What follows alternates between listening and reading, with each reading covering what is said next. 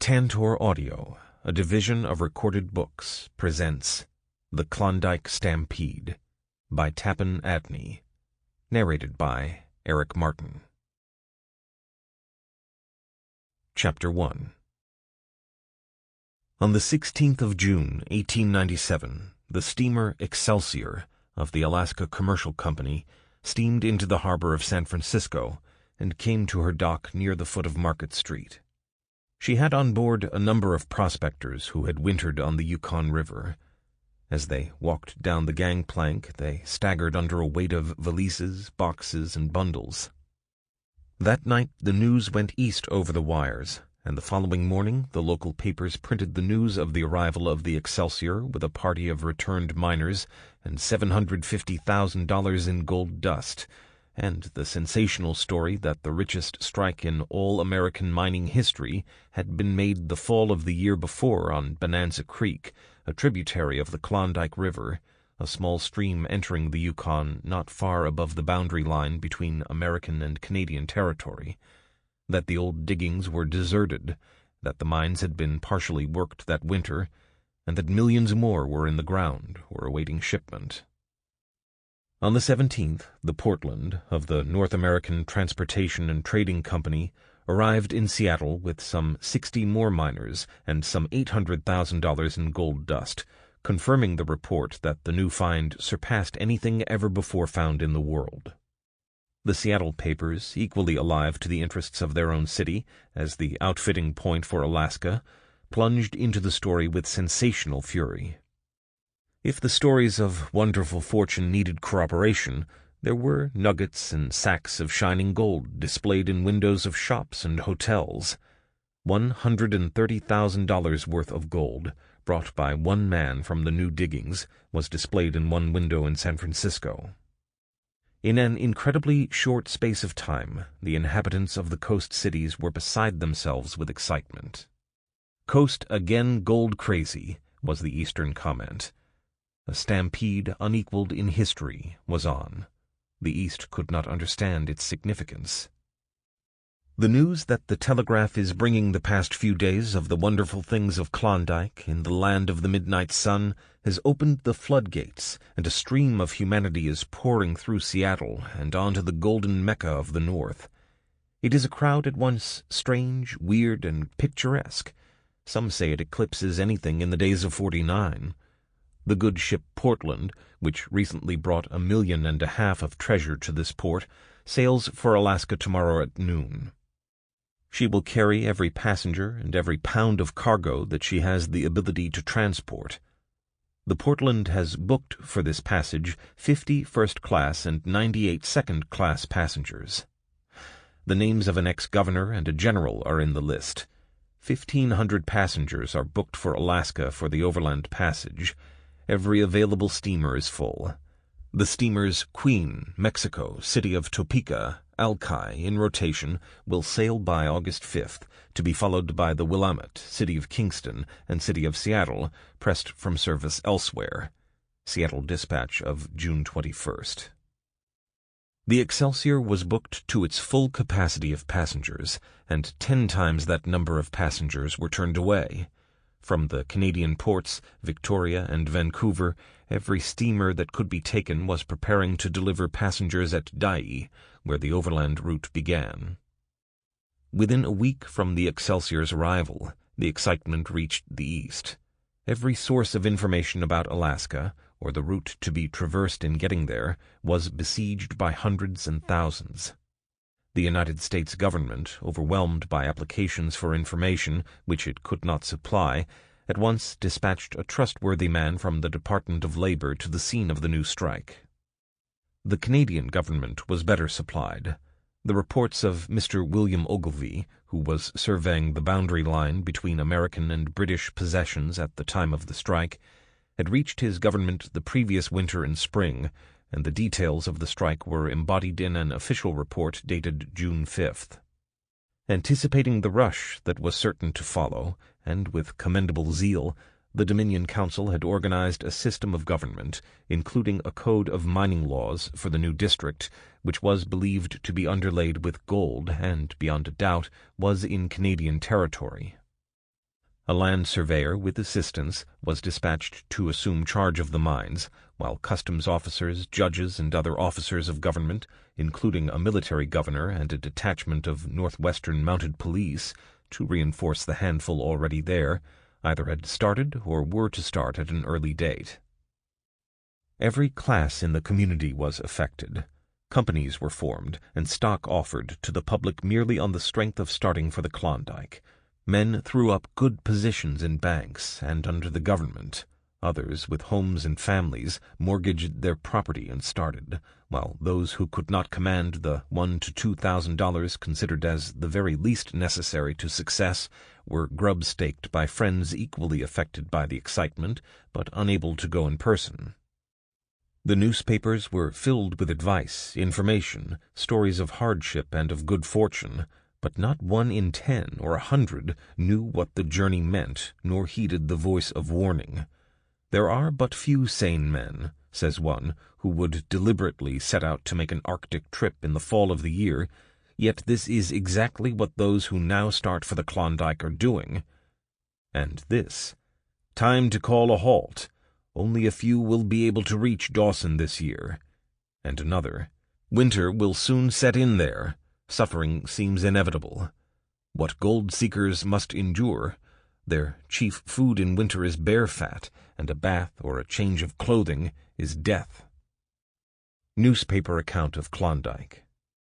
The following actual newspaper account probably surpasses anything ever written or told of the new country.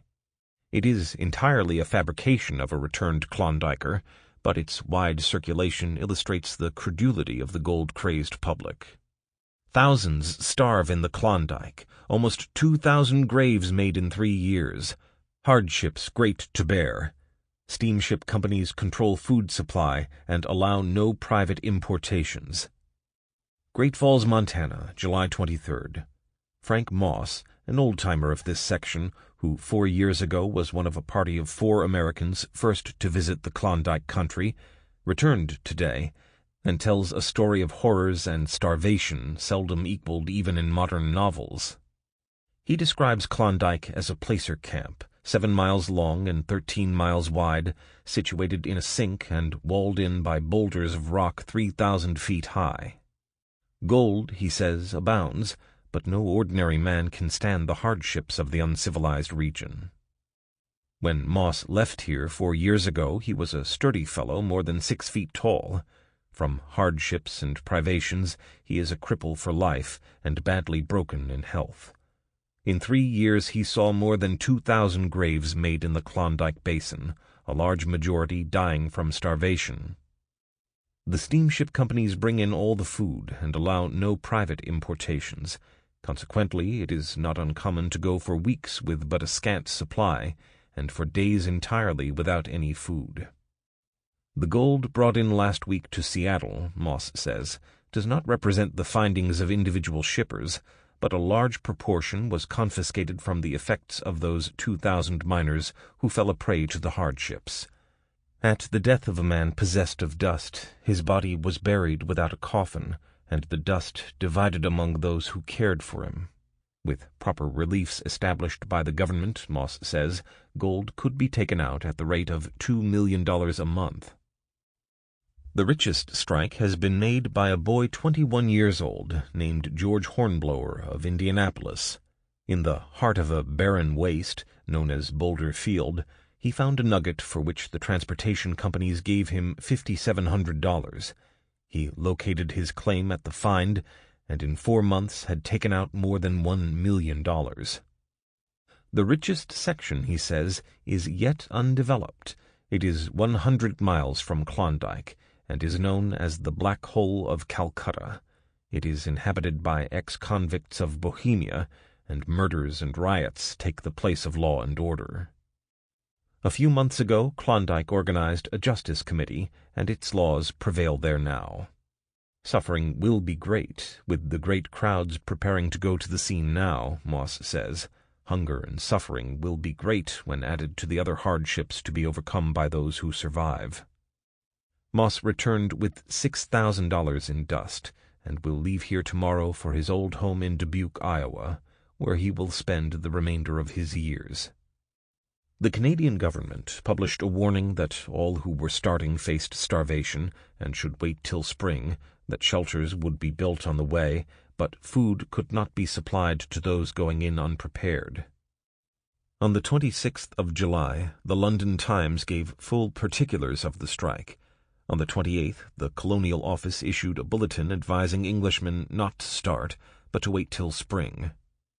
The tide was too great to turn. One by one, the conservative papers of the country, that had treated the first reports as sensational news, fell into line. On the 28th of July, the Messrs. Harper and Brothers commissioned a correspondent to proceed to Dawson to furnish news and pictures of the new goldfields.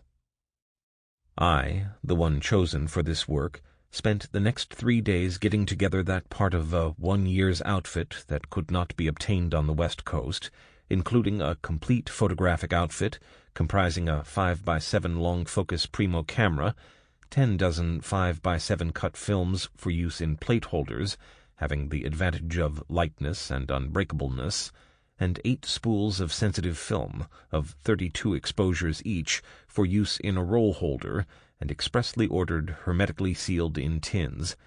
In addition, a small pocket Kodak, taking 1.5 by 2-inch pictures, together with a complete developing outfit. Glass plates were not taken, on account of weight and their liability to break in the mail. On the 30th of July, I purchased, at the office of the Canadian Pacific Railway in New York, a through-printed ticket reading New York to Dyea, including passage on the steamer Islander, scheduled to leave Victoria on the 15th of August on her second trip. By this time, reports had arrived of an easier pass, only 4 miles from Dyea, and known as the White Pass, with trail already constructed, and parties with pack-horses and outfits going over with ease to the head of navigation on the Yukon, where boats were to be built. At Montreal, I secured by telegraph space on the Islander for 6 pack-horses. At Winnipeg, I hurried to the Hudson's Bay Company's store for winter clothes and furs, but the town was already cleaned out, not a fur robe nor skin coat to be had. Instead, and fearing that nothing of the kind suitable for the Arctic climate would by this time be left on the coast, I got the regulation capot of the employé of the company, made of the heaviest black duffel reaching to the knees and with a hood, also 12-pound 4-point duffel blankets, a variegated yarn sash, such as is worn by the Northwest Métis, a red and black knit toque, and the best moose-hide moccasins, leaving the rest of my outfit to be purchased in Victoria, which I reached on August 8th. Chapter 2. Victoria, B.C., August 15th, 1897. The streets of leisurely Victoria are thronged with strange men, and there is an earnest look on their faces and firmness in their step. When the sealers return each autumn, there is another crowd, but not like this. Victoria has never seen this crowd before. They are the kind of men who are the pioneers in every new country, men from every station of life, but all of one mind, actuated by one purpose. They are buying horses, and watching men who in front of stores explain the diamond hitch. They are buying thick, warm woolens, belts that go around the waist, with flaps that button down over little compartments, little bags of buckskin, with gathering strings at the top, heavy iron-shod shoes, made in the likeness of nothing in the heavens above or the earth beneath, but strong, durable, and suited for the purpose in view, and moccasins of moose hide, with socks as thick as a man's hand, and that reach to the knee. The crowd is cosmopolitan. It is gathered from remote points. There are Scotch and Irish, French and German, together with plain American. Klondike, magic word that is possessing men so that they think and talk of nothing else. Victoria sells mittens and hats and coats only for Klondike. Flour and bacon, tea and coffee are sold only for Klondike. Shoes and saddles and boats, shovels and sacks, everything for Klondike. The man who is not going by next boat for the north, or who is not waiting till spring, or who has not decided reasons for not going at all and why everyone else should not go, must be a rarity. He does not exist in this town, so far as I have been able to discover in 1 week's time. Even in the sing-song of the Chinaman, the ear will catch the sound Klondike. Boys who at other times might be impudent, now, with a look of wonder, point and say, "He's going to Klondike." It's a distinction to be a Klondiker. Even here the bigness of the undertaking is realized. A dozen men have grasped me by the hand and said, "I wish you success. Anyone who has the courage to start there deserves every bit." It may be a businessman, an editor, or the man who stands at your back at the hotel table. All are alike interested, all who could have gone with the first rush, and those who can are going in the spring. They doubt if one can get in now before it freezes tight, and they may be right when they say that hundreds, if not thousands of men with their outfits at the Chilkoot and White Passes will camp there all winter unable to get across. Victoria is awakening to the realization of a fact, a blunt, hard, yet agreeable fact. Circle City and Juneau, where the gold has hitherto been mined, are in American territory, and so Seattle has practically monopolized the Alaska outfitting business. But Klondike River is in Canadian territory, and Canadian laws apply to the remotest corner of the Dominion, and every miner's outfit that goes across the boundary line, no matter where, owes a duty. Why then should not Victoria and Vancouver do the business for Klondike, and thereby save the miners the duties? Some wide-awake businessmen answered the question by at once dispatching a man to Seattle to purchase an outfit and to ascertain the prices. A miner intending to go to Klondike has the alternative of buying on the American side and paying duty, or of buying here. Government, we are told, has been established, and I am assured by the collector of this port, Mr. Milne, that should miners prefer to bring their outfits across the line, they will be accorded precisely the same treatment at Dawson or Tagish Lake, just over the pass the officers left here 2 weeks ago, as in Victoria or Montreal. There is but one law for every part of the Dominion of Canada.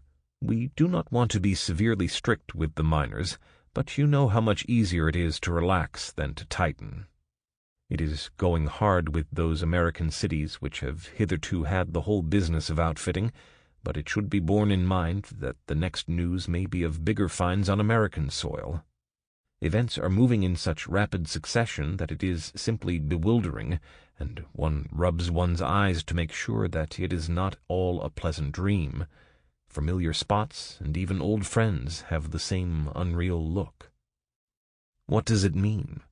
Some men have been digging with shovels into the earth and filling large pans, and with water washing off the lighter material, leaving some heavy yellow metal which, when gathered in bags and old coats, made a load that several men could not lift. This came down from there 3 or 4 weeks ago. Now vessels and men and horses and dogs are set in violent motion in the direction whence it came. Surely that is a strange power the yellow metal has. One who has never undertaken to gather all that a man will need for a space of 10 or 12 months, so that he shall not have to call on anyone else for material assistance, has any idea of the time required. The most important item on the list is good advice, plenty of it. One does not fully comprehend the helplessness of average mankind until he meets some of these men on the streets. Scores of men would never have gotten 1 inch to the northward of the town of Victoria without the help of others. 2 men in 3 virtually are carried along by the odd man. They are without practical experience. It is pitiful to see them groping like the blind, trying to do this thing or that, having no notion of what it is to plan and to have the ends fit like a dovetail. I asked a Frenchman from Detroit how he meant to get over the pass. Was he taking a horse? Oh, no, there would be some way. And yet he knew that every returning steamer is bringing word like this, which is from a recent private letter from Dai to a large outfitter. For heaven's sake, if you have any influence to prevent it, do not let anyone come here without horses. Hundreds of people will be encamped here all winter, unable to get across. Some queer outfits have gone north in the last few days. One man, evidently a person of means as well as leisure, has taken, among other things, 1 case of 32 pairs of moccasins, 1 case of pipes, 1 case of shoes, 2 Irish setters, a bull pup, and a lawn tennis set. I am told he is not a trader, but going just for a jolly good time, you know. Another man is taking an enormous ox, and he created a sensation leading it through town with a pack saddle on its back. He intends to eat it. Wise man. Some say we shall have to eat our horses. Knock-down boats of every conceivable sort are being taken up, since the reports have come down that boat timber is very scarce, as well as high in price. I have had cut out from my own plans the ribs and sides of a lumberman's bateau 23 feet long, 5 feet beam, 18 inches width on the bottom, 5.5 feet overhang in front, and 4 feet at the stern, the bottom being of 3/4-inch cedar, the sides of 5/8 and 1/2-inch stuff. It is, in fact, an extreme type of dory, a perfect rough-water boat, its flaring sides preventing the boarding of waves, its narrow bottom enabling it to pass through a narrow channel. It is easily handled with either pole, paddles, or oars. I have roughly calculated that 1 ton will sink it afoot. Its actual load will be less. But reports are discouraging about boats. The trails up the mountains are reported so narrow and tortuous that long pieces cannot be carried over. In that case, I can cut the lumber into sections. It may never get over. Hundreds of boats, it is said, are being left behind. News is contradictory, when it is to be had at all. It is unsafe to leave any precaution untaken. The same rule applies to horses. No one here for a moment says I have too many, though I have more for the amount to be carried than any other outfit that has left Victoria thus far. One outfit of 74 horses is going up from here to carry goods for the mounted police. According to the coast papers that have correspondence on the scene, hope of getting over via Chilkoot is slight. The baggage of over 3,000 ahead of us is stranded at Dyea, unable to be handled by the packers, and all who can are starting over White Pass. Dyea has been made a sub-port of Juneau, for the convenience of foreign vessels. Our goods are billed Dyea, but will go off at Skagway. The routes today. 1. Via St. Michael. Ocean steamer to St. Michael, a distance of 2,725 miles from Seattle, transferring to flat-bottom river steamers up the Yukon River, a distance to Dawson variously estimated at from 1,298 miles to 1,600 or 1,700 miles, the easiest route, but restricted for river navigation to the period from June to September. 2. Via Lynn Canal. 2 routes, viz.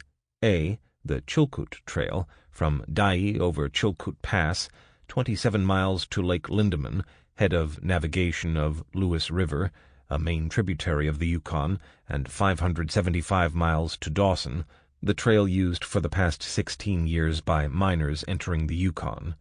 Freight is carried by hand, but horses are used as far as the foot of the pass, 18 miles from Dyea. Elevation of pass about 3,350 feet. B. The White Pass Trail. Discovered by Captain William Moore 10 years ago. Starts 4 miles from Dyea, ascending valley of Skagway River over pass, 2,800 feet elevation, and 20 miles distant from saltwater. Beyond the summit, not really known, but leading to one of 2 arms of Tagish Lake. Distance said to be not much greater than via Chilkoot. Vigorously advertised during the past 2 weeks as a good horse trail all the way. 3. Dalton's Trail. Overland from head of Pyramid Harbor, via Chilkat Pass, thence over rolling grassy country to Point on Lewis, near Five Finger Rapids, and to Fort Selkirk, the latter a distance of 350 miles from Tidewater, and 175 miles from Dawson, available for cattle and horses, and for a railroad. named after its discoverer, John Dalton, a trader. 4. Stikine Route. Starting from Fort Wrangell, thence up the Stikine River, a distance of about 150 miles to Telegraph City, an old mining camp. From thence overland to head of Lake Teslin, head of Hootalinqua or Teslinto River, a tributary of the Lewis, a distance to Teslin of 122 to 160 miles. None of the new maps agree where the trail is, but the route is being pushed by the Canadian government as an all-Canadian route to the Klondike. A company has chartered the only steamer available at Wrangell and is taking over sawmill machinery, building steamers, and preparing for the spring rush that way. 5. Via Edmonton. By courtesy designated a trail. The insane desire of Canada to find an all-Canadian route to her new possessions has led to the suggestion as possible routes those used by the Hudson's Bay Company to reach the Yukon. From Edmonton, a wagon road of 96 miles to Athabasca Landing, thence by small boat 430 miles to Lake Athabasca, thence down Slave River across Great Slave Lake, and down the Mackenzie River 1,376 miles to the neighborhood of Fort McPherson, near the mouth of the Mackenzie, thence up Rat River and over an all-water connection at McDougall's Pass into the Porcupine, and thence down the Porcupine to the Yukon, 496 miles, a total distance from Edmonton of 2,398 miles, Mr. William Ogilvy's figures. There, the would-be Klondiker, 303 miles below Dawson and against a hard current, is practically farther away from his destination than if at Dyea or Skagway. The other route from Edmonton ascends the Athabasca River to Little Slave Lake, thence by portage to Peace River, ascends that river to a point towards its source, thence overland by a ramification of routes to the Liard, up that river and thence by another portage to the head of the Pelly, and down that river to Fort Selkirk, an exceedingly difficult trail abandoned 40 years ago by the company that first discovered its existence. The above briefly describes the trails by which the Canadians, the merchants of Edmonton, and the Canadian Pacific Railway propose to start human beings for the Yukon. It has been termed the Athabasca Backdoor Route. By the same token, there are as many other routes to the Yukon as there are waterways in the northwest of Canada between Montreal and the Rocky Mountains. The horses, alleged to be pack horses, that are being brought into Victoria for sale amuse everyone greatly. They are ambulating boneyards, the infirm and decrepit, those afflicted with spavin and spring-halt, and many with ribs like the sides of a whiskey cask and hips to hang hats on. With their drooping heads and listless tails, they are pictures of misery. Yet they are being bought to pack over the hardest kind of trail. Why, some of them at the Hudson's Bay Company's wharf look as if a good feed of oats would either break their backs or make them sag beyond remedy, while their legs seem barely able to support their bodies. They are brought in from all quarters of Vancouver Island and the mainland. Till now they have been without value or price.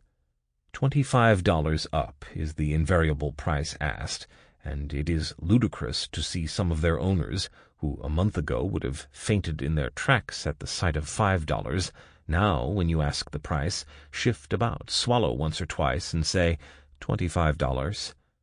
$30 means that the owner has a pretty fair horse, probably an old packer, but $25 now in Victoria means that much clear profit, and they have plenty of takers. The pack saddles are $5 to $6 without the lash ropes, but with the extra cinch. In front of the saddlery stores, groups of intending miners watch some old-timer explaining the mysteries of the diamond hitch. A man is a tenderfoot out here until he can throw the diamond hitch, the only hitch that will hold the load on a horse's back. The squaw hitch, however, does for side packs and is simple.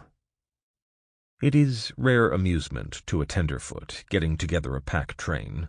A little knowledge of horses helps, but I suppose one should not expect too much. As long as one's pack train looks positively no worse than one's neighbor's. Sample complete. Ready to continue?